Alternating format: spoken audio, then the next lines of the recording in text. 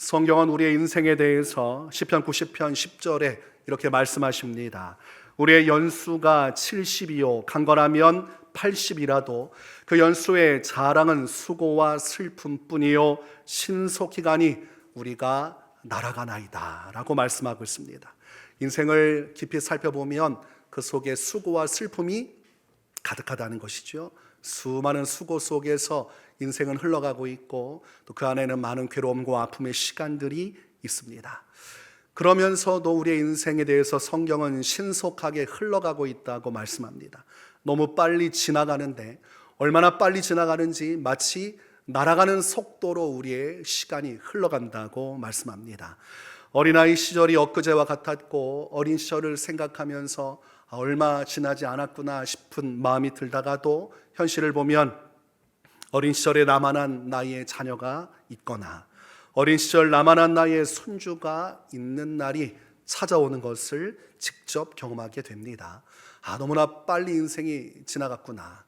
내 어린 시절, 소년 시절, 소녀 시절이 엊그제 같은데 어느새 우리가 너무나 많은 세월의 흐름 속에서 오늘을 살아가고 있습니다. 성경의 이름과 같이 우리는 너무나 빨리 날아가듯이 인생을 지금 살아가고 있습니다. 이렇게 인생은 날아가듯 신속하게 흘러가게 될 것이고 성경은 그 마지막에 대해서 죽음과 심판을 이야기합니다. 우리는 살면서 죽음에 대해서 어떤 생각을 갖습니까? 남의 죽음이라고 생각합니다. 누군가가 소천하셨구나. 어떤 연예인이 이제 생을 달리하고 돌아가시게 되었구나. 이렇게 남의 죽음이라고 생각하지 그 죽음이 나의 죽음이라고 여기질 않습니다. 그런데 우리가 확실히 알고 있는 것은 우리에게도 곧 죽는 날이 다가온다는 것입니다. 누구누구가 죽는 것이 아니라 내가 죽는 것이고 나의 심장이 멈추는 것이고 모든 생명의 기한이 끝나고 호흡이 끝나고 육체는 차디차게 굳어지는 날이 오게 될 것을 우리는 알고 있습니다. 불신자들도 이 사실을 알고 있어요. 한번 사는 인생 죽는 날이 올 것을 알기 때문에 그들의 마음속에는 죽는 날을 알지만 죽지 않을 것처럼 살려고 합니다. 어차피 바꿀 수 없는 미래라고 한다면 굳이 죽음을 묵상할 이유가 무엇인가? 그래서 주어진 오늘을 살아가고 마치 죽지 않을 것처럼 살아가지만 그런다고 해서 죽음을 피할 수도 없고 또 죽음으로부터 자유로울 수도 없습니다.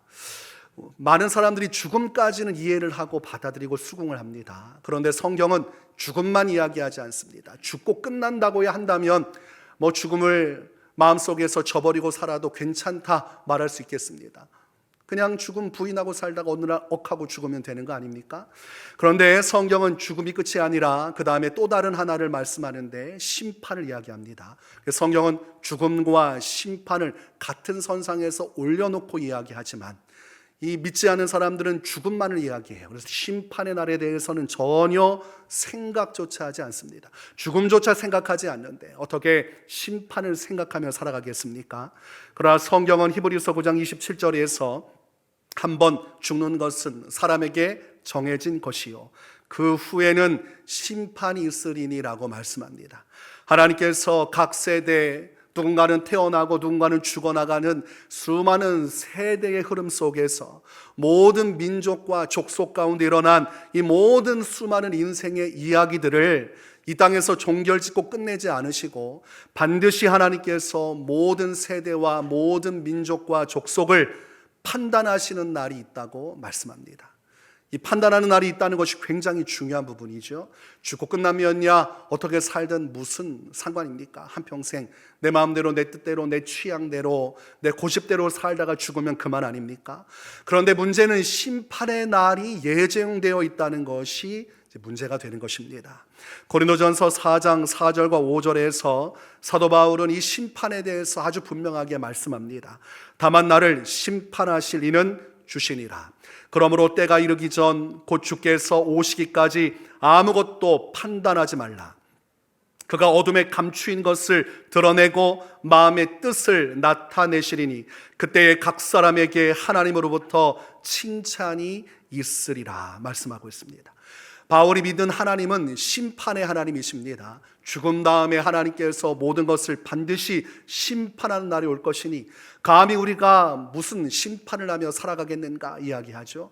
최종적인 판단자는 사람이 아니라 나 자신이 아니라 모든 만물에 계신 하나님이시고 하나님께서 감추어져 있던 모든 것을 다 드러내셔서 심판하시리라고 말씀하고 있습니다. 각 사람이 어떠한 행위를 통해 어떠한 삶의 모습으로 살아갔는지를 하나님께서 최종적으로 다 들추시고, 또한 사람들 사이에서 전혀 우리가 예측할 수 없는 사람들의 마음속 깊은 생각까지도 다 들춰내서 하나님께서 심판하시리라고 말씀합니다. 우리는 서로를 안다고 하지만 부부간에도 수십 년 살고도 잘 알지 못하는 것이 사람의 마음이고 사람의 생각입니다. 그래서 결국은 가정이 깨어지기도 하고 사랑했던 사이가 원수 사이가 되기도 하죠. 몰랐다는 것을 알게 되었을 때, 깨닫게 되었을 때 관계가 극단으로 치닫게 됩니다. 그래서 어떤 사람은 차라리 모르는 게 약이다, 덮어두고 살아가라, 이렇게 이야기를 하죠. 그러나 하나님 앞에 서는 날 우리끼리 알지 못했던 그 모든 행위들, 그 모든 생각들을 하나님께서 다 들추신다고 되어 있어요. 그날에는 숨길 수 없습니다. 하나님께서 불꽃 같은 눈빛으로 우리의 전생애를 판단하시는 날이 올 것입니다. 그런데 바울은 이런 심판의 날을 예고하면서도 도리어 소망을 이야기하고 있습니다. 말씀을 보니까 그때에 각 사람에게 하나님으로부터 칭찬이 있으리라. 여러분, 믿지 않는 자들은 심판을 받게 되어 있고 영생이 아닌 영벌에 가지만 성경은 예수 그리스도를 믿고 의지하는 자들, 오직 믿음을 따라 살아간 자들에게는 소망이 있는데 그 무시무시한 심판의 순간 속에서도 칭찬을 받게 된다는 사실입니다. 예수님 안에서 믿음을 따라 오직 주님의 뜻을 따라 오직 하나님의 나라와 의를 구하며 믿음의 길을 걸어간 사도 바울로서는 그 일평생 주를 위해 수고한 그 놀라운 하나님의 칭찬이 심판의 날에 주어질 것을 믿고 있었습니다. 그러므로 심판의 날은 누군가에게는 가혹한 시간이고 정말 두렵기 그지없는, 숨조차 쉴 수 없는 영벌로 나아가는 시작점이지만 누군가에게 심판의 날은 하나님께 인정받고 칭찬받는 날이 되기도 한다는 것입니다. 여러분이 심판대 앞에 섰을 때 하나님의 책망을 받고 진노를 받으시겠습니까? 아니면 하나님의 칭찬과 존귀와 영광을 받으시겠습니까? 어느 편에 서 있으리라고 생각하십니까? 네, 지금 회개할 분들이 많으신 것 같아요. 과연 내가 하나님 앞에 서서 칭찬받을 수 있을까? 여러분, 우리에게 지금 죽음의 날이 다가오고 있습니다.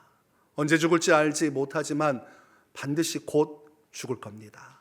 다른 사람의 이야기가 아니라 나의 이야기예요. 나의 생명의 끝이 나고 내가 하나님 앞에 서는 날이 올 것입니다. 내가 살아계신 하나님의 그 존전 앞에서 판단받는 날이 올 때 우리가 주님 앞에 칭찬받는 자가 되어야 하지 않겠습니까? 한평생 정말 내게 주어진 생명을 다해서 잘 살았다, 작은 일에 충성된 자여 영원한 나의 영광에 참여하라는 주님의 칭찬을 받아야 하지 않겠습니까? 바울은 그 중심을 가지고 말씀하고 있는 것이죠. 세월을 아끼라, 세월을 아끼라. 허송세월하지 말고 시간이 흘러가는 대로 살아가지 말고 너의 마음속에 원하는 바대로 살아가지 말고 하나님 앞에서 세월을 아껴 살아가야 한다. 그러면서 17절에서 그러므로 어리석은 자가 되지 말고 오직 주의 뜻이 무엇인가 이해하라고 말씀하고 있습니다. 하나님이 정말로 내게 원하시는 것이 무엇인지를 이해하고 바른 인생을 살아감으로 하나님 앞에 칭찬받는 자가 되어야 하고, 하나님의 뜻이 무엇인지 알면서 살아가는 자는 세월을 아끼며 살아가게 되어 있습니다. 이제 곧 죽음이 닥치고 심판의 날이 다가올 것을 알기 때문에 내가 이 남은 인생 잘 살아야 하지 않겠는가? 내가 하나님 앞에서 주님의 뜻에 합당한 삶을 살아야 하지 않겠는가? 지혜로운 사람은 죽음 그리고 그 이후에 심판의 날을 준비하며 살아가는 사람입니다.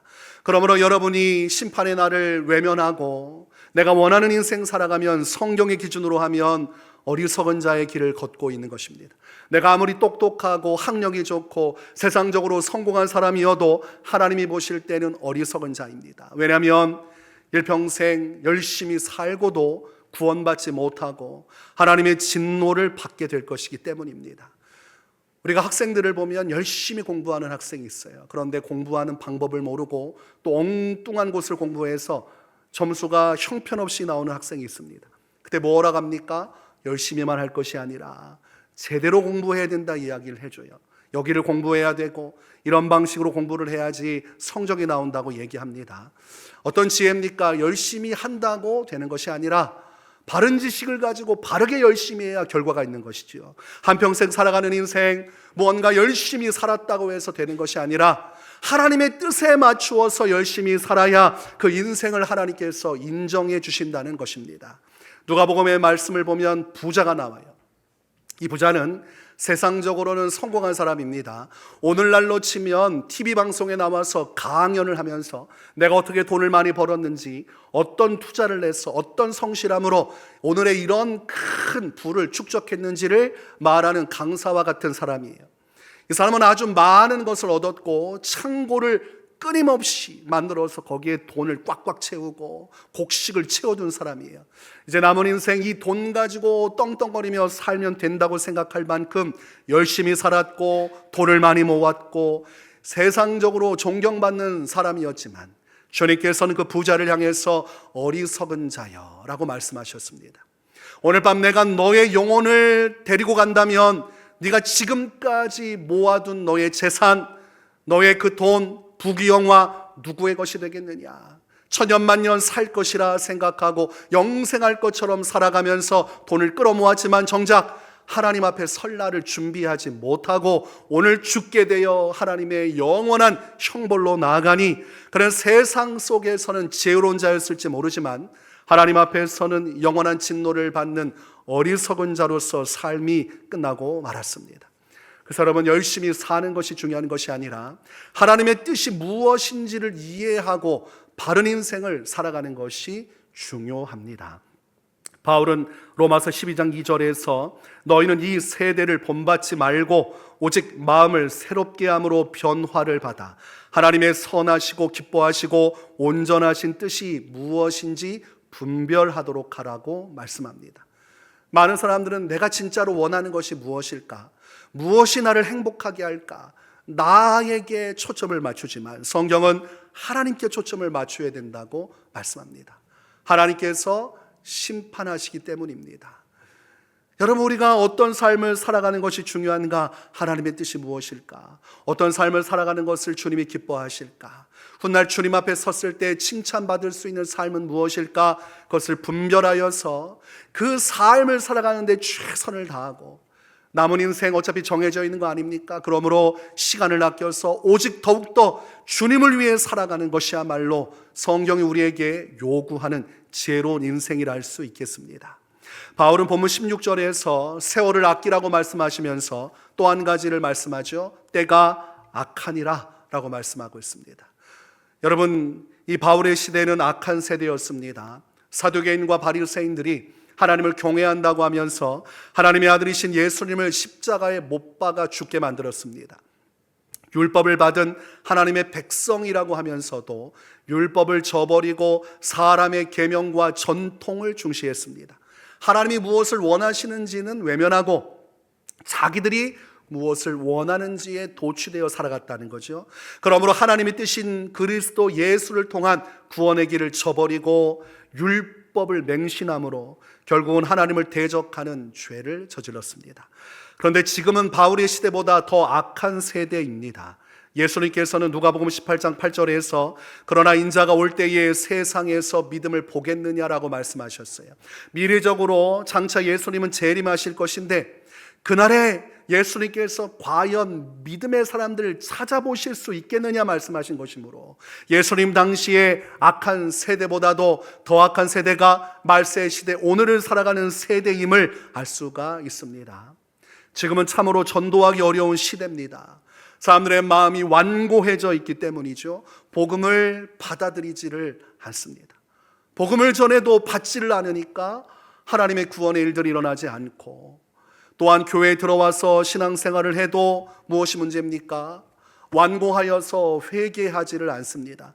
하나님의 말씀을 듣는 것과 또한 살아가는 것은 다른 문제죠. 깨닫고 이해하는 것과 순종하는 것은 다른 문제입니다. 깨닫고 이해하는 것을 성경은 믿음이라고 말하지 않습니다. 깨닫고 이해하고 그 말씀대로 살아갈 때 그것을 믿음이라고 성경은 말씀하는 것입니다. 그러니까 교회에 와서 앉아있는 것이 전부가 아니라 하나님의 말씀 앞에서 열린 마음으로 그 말씀을 받아들이고 그 말씀을 따라 회개하고 순종의 길로 나아가야 하나님의 구원의 은혜가 임하는 것이죠. 오늘날 악한 세대 속에서 거듭남의 역사가 일어나지 않아요. 성도로서 신앙생활하지만 거듭남의 역사를 경험하지 못한 그런 교인들이 너무 많습니다. 니고데모가 예수님께 와서 영적인 갈망을 가지고 왔지만 거듭남의 신비도 알지 못하고 경험해 본 적도 없어요. 지식으로 하나님을 알고 구원의 일을 갈망하지만 영적인 체험을 한 적이 없어요. 유대인의 지도자이면서도 성령의 은혜가 무엇이고 하나님의 구원이 무엇인지를 도무지 경험해 보지 못한 사람이 니고데모였습니다. 오늘날 교회 와서 예수님을 이야기하지만 정말 예수님 믿어서 회개함으로 심령이 거듭난 성도들을 찾기가 어렵고 성령의 역사를 체험하고 경험한 이 은혜의 경험을 가지고 있는 성도들을 찾기가 어렵습니다. 이 악한 세대 속에서는 알곡보다 쭉정이와 가라지가 더 많은 자리를 차지하고 있어요. 그래서 교회 안에서 세상보다 더한 죄들이 일어나고 교회 안에서 온갖 종류의 분열과 분쟁과 당파가 벌어집니다. 오늘날의 세대는 사사기 시대의 영적 분열 현상이 심각하게 나타나는 세대입니다. 사사기 16장 17장 6절에서 사람마다 자기 소견에 옳은 대로 행하였더라고 기록합니다. 사사시대 그 당시에 하나님을 믿는 자들의 영성이 어떠했냐면 자기 마음대로 하나님을 섬겼다고 되어 있습니다. 우상을 숭배하고 싶으면 우상을 숭배하면서도 하나님도 같이 숭배했어요. 그래서 하나님을 향한 것도 드리면서 우상에게도 제물을 바치는 일을 했습니다. 내가 하고 싶은 대로 내가 원하는 대로 그렇게 신앙생활을 했다는 것이죠. 오늘날 어떤 영성이 흐릅니까? 다원주의적 영성이 흐르고 있습니다. 혼합주의적 영성이 흐르고 있습니다. 오늘 예수님을 믿는다고 하면서도 어떤 말을 합니까? 모든 종교는 존중받아야 하고 각 종교마다 구원의 길이 있다고 서로 간에 인정해야 한다는 말을 하는 사람들이 점점 많아지고 있습니다. 그러면서 서로 간에 구원이 있기 때문에 함께 어우러져 예배하고 신앙 행위를 한다고 해서 문제될 것이 없다고까지 이야기합니다. 이것이 심각한 다원주의적 영성이고 혼합주의적 영성이에요. 내 마음대로 내가 정한 대로 진리로 규정하고 그대로 그냥 믿고 살면 구원에 이른다고 생각하고 착각하며 살아가는 것입니다. 그래서 오늘날의 시대가 더없이 악한 것이죠. 하나님을 믿는다고 하면서 우상 숭배 일들을 행하고 하나님을 믿는다고 하면서 더불어 모든 종교인이 함께 구원에 이를 수 있다고 말하는 시대를 살아가고 있습니다. 또 어떤 일들이 벌어지고 있습니까? 동성애자들이 버젓이 자신의 죄악됨을 자랑하는 시대를 살아가고 있습니다. 나 남자지만 남자를 사랑합니다. 나 여자지만 여자를 사랑합니다. 나는 남자로 태어났지만 사실은 여자로서 태어난 사람입니다. 자신을 부정하고 하나님의 창조 섭리를 부정합니다. 그러면서 자신들에게 죄인이라고 말하면 차별을 한다고 이야기합니다. 그래서 동성애자들은 교회를 싫어해요. 교회가 자기들을 버렸다고 말하고 차별했다고 말하고 정죄했다고 말합니다. 교인이면서도 이 말에 현혹되어서 동성애자를 사랑하지 못하니까 그들을 죄인이라고 차별하는 것이라고 말하는 성도들도 제법 많아지고 있습니다. 그러다 보니까 교회 안에서 동성애가 죄라고 말할 수 없는 지경에까지 이르렀습니다. 그래서 목회자들이 항상 동성애자들을 죄인이라 말하지 못하고 그들의 죄는 죄지만 그 사람은 사랑한다고 자꾸 이걸 구별해서 이야기하려다 보니까 자기가 무슨 말을 하는지도 모른 채로 횡설수설하게 되죠. 여러분, 죄인이 심판받아 지옥 가는 거지 그 죄가 심판받아 지옥 가는 게 아닙니다. 동성애를 지으면 죄인이고 하나님의 진노 아래 있는 것입니다. 이걸 자꾸 다른 말로 포장한다고 해서 포장되어지지 않습니다. 구약 성경 말씀, 신약 성경 말씀을 관통하는 것은 거룩이고 하나님의 기준에 합당한 거룩입니다. 오늘날 어떤 목회자는 동성애자들이 모이는 집회에 가서 복을 빌어주고 오다가 이것이 교단 차원에서 징계가 나니까 법적으로 이것 가지고 항거하고 있습니다. 나는 사랑을 실천했는데 교단에서 자기를 정죄했다는 거죠. 종교적인 관념에 어긋나는 것이다. 예수님의 사랑은 그들을 차별하는 것이 아니다. 이렇게 주장을 하고 있는 것입니다. 성경에서 죄인에게 축복한 경우는 없습니다.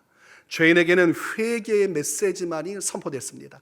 하나님의 백성이라 할지라도, 이스라엘이라 할지라도, 심지어 다윗 왕이라 할지라도 죄를 지으면 그 죄를 회개하라고 촉구했지, 하나님께서 그 죄인됨에도 불구하고 복 내리신다고 말한 경우는 단 한 건도 없습니다.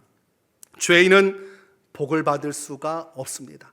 그건 성경이 구약과 신약 관통하는 핵심이에요. 죄인은 심판을 받아 멸망한다. 그러나 예수 그리스도의 이 십자가 보혈을 통해 회개한다면 하나님께서 그 죄를 다 사하여 주시고, 전에 어떤 삶을 살아왔든지 하나님께서 긍휼을 베푸사 용서하심으로 새 삶을 살아갈 수 있고, 과거에 동성애자였다 할지라도, 창녀였다 할지라도, 살인자였다 할지라도 주님은 모든 죄를 용서하신다. 그리고 복과 생명의 길을 열어주신다. 이게 성경의 관점이지, 죄인들이 죄인의 파티를 벌이는 데 가서 복을 베풀면서 그것이 하나님의 사랑이라고 말한다면 그 사람은 미혹하는 사람이고, 그 사람은 오늘날 다원주의적, 혼합주의적 영성에 물든 사람들과 다를 바가 없는 사람인 것입니다.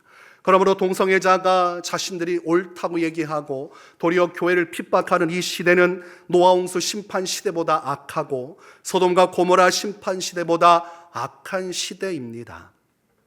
그러므로 바울은 이 악한 세대 속에서 성도라고 하면 분별을 해야 되는데, 정말 이 악한 세대를 따르는 것이 아니라 오직 주의 뜻이 무엇인가 이해해야 한다, 이렇게 말하고 있는 것입니다. 흘러가는 영성 따라가지 말고, 오늘날 많은 사람들이 무엇을 지향하는지 그 신앙의 흐름을 따르지 말고 정말 하나님의 말씀 앞에 서서 세월과 시대를 초월하는 절대적인 주의 진리 앞에 서서 정말 하나님이 무엇을 원하시는지를 분별하고 이해하고 그 뜻을 따라 살아가는 인생을 살아갈 때 우리가 세월을 아끼며 하나님 보시기에 합당한 인생을 살 수 있으리라고 말씀하고 있습니다. 그러면서 바울은 오늘 본문 18절에서 말씀합니다. 술 취하지 말라, 이는 방탕한 것이니 오직 성령으로 충만함을 받으라. 핵심은 오직 성령으로 충만함을 받으라는 것입니다. 그런데 앞서서 그 앞에 술 취하지 말라는 말을 쓴 것은 이유가 있습니다. 술 취하는 인생은 성령 충만한 인생을 살 수 없기 때문입니다. 두 가지가 양립할 수 없다는 거죠. 나는 술을 좋아하고 애주가이고 술에 취해서 그 흥을 따라 살아가는데, 나는 하나님의 성령의 충만함도 누리면서 그렇게 은혜도 누리며 살겠다라고 생각한다고 해서 그렇게 되지를 않는다는 것입니다. 술에 취하면 성령에 취할 수 없습니다. 성령께서 임재하시지 않습니다. 하나님 앞에서 거룩한 정신으로 정말 온전한 마음으로 주의 성령을 사모할 때 임하시는 것이지, 이 술에 완전히 임박히고 취해가지고 하나님의 성령을 구하면 성령께서는 그런 심령 가운데 거하지를 않습니다. 그러면 아주 더럽고 냄새나고 그리고 도저히 들어갈 수 없는 곳으로 여러분을 부른다고 해서 갈 수 있겠습니까? 깨끗이 청소를 하고 나를 맞을 준비가 될 때 불러 달라고 얘기하지 않겠습니까? 그게 합당한 대우지요? 하나님의 성령을 모시고 그분의 은혜를 따라 살아가겠노라고 하면서 온갖 더러운 것으로 온몸을 채워놓고 성령께서 오십시오 한다고 해서 성령께서 가시는 분이 아니십니다. 성령은 거룩하신 하나님이시고 존귀하신 분이시기 때문에 정말 회개하고 그 은혜를 갈망하는 심령에게만 성령께서 찾아오십니다. 그래서 술을 즐기고 술을 사랑하고 술에 흠뻑 젖은 인생으로 가면 성령의 인도하심을 받는 길과 다른 길로 가게 되어 있다고 말씀하는 거죠. 그래서 이 술 따라가는 인생은 오늘 바울이 말씀한 바와 같이 세월을 아끼는 인생이 아니라 흘려보내는 인생 살아가는 거예요. 그 술로 인해서 인생을 다 낭비하며 살아가는 것입니다. 그래서 술 취하지 말고, 그 술 취하는 것은 주님 보시기에 방탕한 죄에 속하니 술을 버리고 오직 주 예수 그리스도 안에서 하나님의 성령의 은혜를 갈망하며 그 은혜를 따라 살아가라고 말씀하고 있습니다. 어떻게 하면 남은 인생을, 세월을 아껴 주님의 뜻대로 살아갈 수 있을까? 성경은 성령 충만을 그 비결로 제시합니다. 우리의 힘과 능력으로 우리의 남은 인생을 하나님 보시기에 칭찬받는 삶으로 살아갈 수 없습니다. 이 부분을 정리하지 못하니까 자꾸 자기 노력으로 자기를 학대하면서 자기를 자꾸 정죄하면서 괴로워하는 신앙으로 가는 것이죠. 여러분이 밤새 여러분의 가슴을 내리쳐도 그것 가지고 인생이 바뀌지 않습니다. 아무리 채찍질을 때려도 여러분 안에 있는 정욕과 쾌락의 욕망을 사라지게 할 수 없습니다. 그런 수도원적 영성으로 나를 괴롭힌다고 해서 되는 것이 아니에요. 성경은 성령의 은혜로만 가능하다고 말씀합니다. 하나님 안에서 성도가 주님의 뜻을 분별하고 온전히 주의 말씀에 순종하여 살아갈 수 있는 비결은 오직 하나님의 성령의 도우심을 받을 때만 가능하다고 말씀하고 있습니다. 그래서 신앙의 기반은 내가 아닙니다. 주님의 은혜고 성령의 은혜입니다. 요한복음 16장 13절에서 그러나 진리의 성령이 오시면 그가 너희를 모든 진리 가운데로 인도하시리니 그가 스스로 말하지 않고 오직 들은 것을 말하며 장래일을 너희에게 알리시리라고 말씀하고 있습니다. 예수님은 떠나가지만 또 다른 보혜사이신 성령께서 오셔서 예수님께서 하시는 역할을 계속해서 이어나가실 것을 말씀하죠. 성령께서 한 사람의 인생 가운데 들어가셔서 그 풍성한 은혜 주심을 통해서 예수님의 말씀을 듣게 하시고 깨닫게 하시고 그 깨달은 말씀대로 살아가도록 옆에서 최선을 다해 도와주신다고 되어 있습니다. 가난아기가 태어났어요. 혼자 생존할 수 있을 확률이 몇 %입니까? 가난아기를 딱 내려놓고 자, 한번 열심히 살아가 봐라. 그러면 어떻게 될까요? 몇 날 못 되어 그 아기는 죽습니다. 그건 100%예요. 누군가가 옆에서 그 아기를 돌보아 줘야 돼요. 젖을 먹이든 분유를 먹이든 옆에서 또 기저귀도 갈아주고 옷도 갈아주고 씻겨주면서 계속해서 돌보아 주는 역할을 해줘야 그 아기가 자라나면서 그 도움 속에서 성장하고 생명의 역사를 이룹니다. 우리가 이 세상에서 신앙생활하는 것도 똑같습니다. 갓 태어난 아기와 같이 영적으로 우리는 너무나 연약한 채로 세상 가운데 서 있어요. 세상은 악하고 세대는 악하고 악한 마귀 역사는 길길이 날뛰고 있습니다. 우리 눈에 영적인 세계가 보이지 않아서 그렇지 온 땅에 어둠이 가득하고 어둠의 역사가 수많은 자들을 미혹해서 멸망으로 끌고 가고 있죠. 이런 어두운 악한 세대 속에서 어떻게 우리가 하나님의 뜻을 따라 살아갈 수 있을까? 바로 성령께서 주시는 은혜로 충만할 때 이 충만한 은혜 가운데 성령께서 우리를 지켜주시고 보호하여 주시고 가난하기를 지극정성으로 어미가 먹이고 입히고 보호하고 지켜주고 가르쳐서 살 수 있는 길로 이끌어 가듯이 우리 성령께서 성도의 삶을 그렇게 지켜주시고 인도해 주시리라고 말씀하고 있는 것입니다. 그래서 예수님께서는 부활하신 이후에 제자들에게 찾아가서 이렇게 말씀하십니다. 요한복음 20장 21절과 22절 말씀에서 예수께서 또 이르시되 너에게 평강이 있을지어다. 아버지께서 나를 보내신 것 같이 나도 너희를 보내노라. 이 말씀을 하시고 그들을 향하사 숨을 내쉬며 이르시되 성령을 받으라. 부활하시고 오신 예수님, 그 앞에 있는 제자들은 두려움에 벌벌벌 떨고 있었어요. 예수님만을 믿고 의지하고 따라왔는데 예수님께서는 십자가에서 죽으시고 그리고 나서 자기들은 홀로 남겨졌습니다. 방문을 닫아 걸고 은밀하게 모였지만 밖에 나가다가 혹시라도 자기들도 해코 지나가고 죽임을 당할까 두려워서 숨조차 쉴 수 없을 만큼 압박감을 받고 있었습니다. 그때 예수님께서는 평강을 말씀하시면서 이 지독하게도 어두운 이 세대 속에서 이들이 믿음을 지키고 승리할 수 있는 비결을 알려주십니다. 바로 성령을 받으라. 너의 연약함을 이겨내고 세상의 악한 세대를 이겨내고 믿음으로 너희가 승리할 수 있는 비결은 성령을 받는 것밖에 없다고 말씀하신 것입니다. 우리가 하나님의 성령을 받고 그 은혜 안에 거하는 것이야말로 여러분 인생에서 가장 첫 번째가 되어야 합니다. 성령의 은혜 위에 서지 못하면 제가 장담하건대 여러분은 열심히는 살 것이에요. 그런데 하나님 보시기에 합당한 삶으로 나가지 않고 세상의 유혹에 휘말려서 현실 가운데 매여 열심히 살아갈 것입니다. 그런 열심은 주님 앞에 칭찬받을 수가 없어요. 오직 하나님의 성령께서 내 안에서 나를 주관하실 수 있도록 그 은혜를 충만히 누릴 때 그 은혜로부터 우리의 삶은 새로워지고 하나님의 말씀 위에 굳게 서서 믿음의 승리를 이루며 살아갈 수가 있는 것입니다. 여러분 지금도 시간은 흘러가고 있어요. 오늘도 이렇게 흘러가고 있고 내일이 찾아올 것이고 또 몇 날 며칠 지나면 올해도 지나가게 되고 다음 해가 올 것이고 5년 10년 금방 지나갑니다. 제가 부임한 지 벌써 6년이 지나가고 있고, 아이들 처음 왔을 때는 어버버 했던 애들이 지금은 뛰어다니면서 아주 유창하게 얼마나 말도 잘하고 잘 노는지 몰라요. 세월이 흘러갔고 아이들이 자라났고, 이제 조금 있으면 군대 간다고 하겠죠. 제가 해병대 가라고 했는데 모르겠습니다. 열심히 또 살아가겠죠. 시간은 흘러가고 어느덧 여러분 죽음 앞에 서는 날이 오고 하나님 앞에 서는 날이 곧 올 거예요. 그래서 바울은 세월을 아끼라, 하나님의 뜻을 분별하라, 그리고 세월을 아끼고 그 뜻대로 살기 위하여 가장 먼저 될 것은 성령의 충만함을 받는 것이라 말씀하고 있습니다.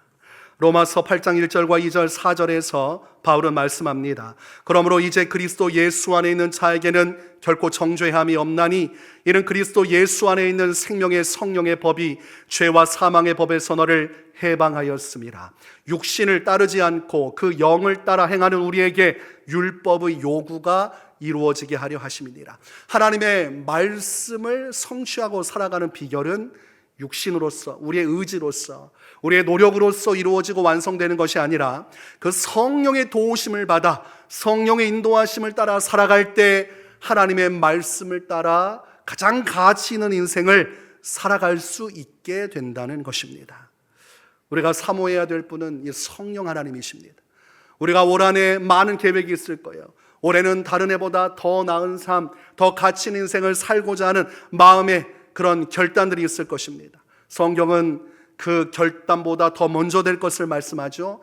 은혜를 구하고 성령의 은혜 안에 머물러 있으면 성령께서 깨닫게 하시고 말씀하셔서 우리의 올 한해 새해를 인도해 가실 것을 말씀하고 있습니다. 그래서 여러분, 지금 여러분 마음속에 가장 중요한 것은 수많은 계획이 아닙니다. 하나님 앞에 나와 겸손히 하나님의 성령을 구하는 것입니다. 하나님의 성령을 충만히 부어주셔서 그 안에서 시대를 분별하고 하나님 말씀대로 살아갈 수 있게 하여 주사 내 남은 인생 세월을 아끼며 하나님 앞에 칭찬받을 수 있는 삶을 살아가게 하여 달라고 간구해야만 하는 것입니다.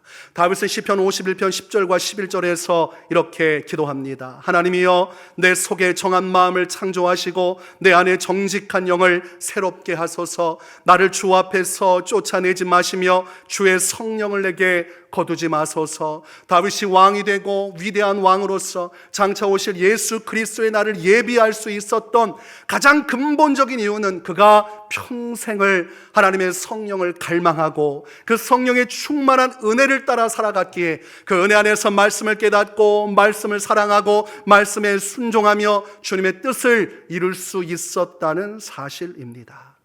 여러분, 올 한해 우리 더 가까이 주께로 나아가기 원합니다. 가장 먼저 되는 것은 은혜 받는 것입니다. 다 하고서 은혜 받겠다고 하면 절대로 그렇게 되지 않습니다. 사단 마귀가 그렇게 되게 하지 않아요.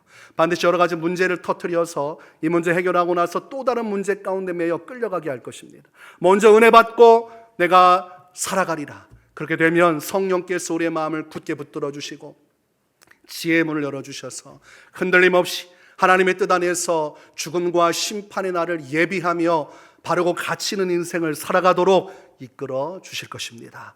이런 놀라운 은혜를 향해서 더 가까이 나아가시기를 주님의 이름으로 축원합니다. 이 시간 우리